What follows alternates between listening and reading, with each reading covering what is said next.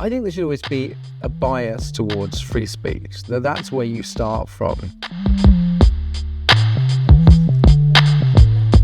Many countries will have limitations. So, like a really extreme, obvious example is if your speech is like, let's get a mob together and go and burn this person's house down, right? Well, that's speech that has real world consequences.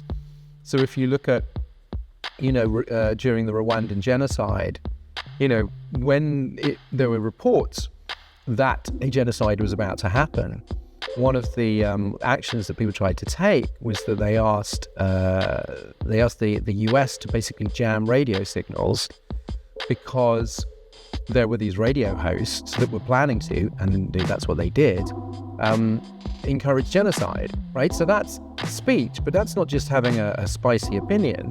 That is encouraging violence. There is no such thing as free speech absolutism, because there are always these exceptions.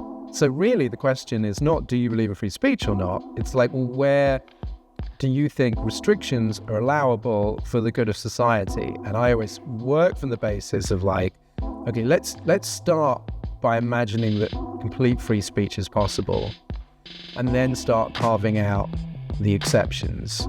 I think Holocaust denial, which is banned in many countries, I don't think there's any value in that. It's just lies, and it's just disinformation, and disinformation with bigotry behind it.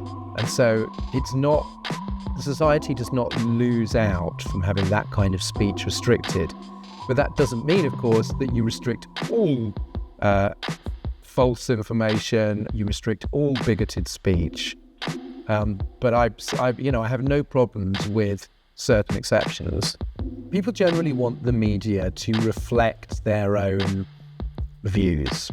And I think the real test of your concern for free speech is when you find yourself defending somebody's rights who you don't agree with. It's very easy to go, well, why won't you platform people on my side? If you're only slicing and dicing your position on free speech based on whether they are in your part of the political compass, then you don't believe in it at all. You just believe in winning.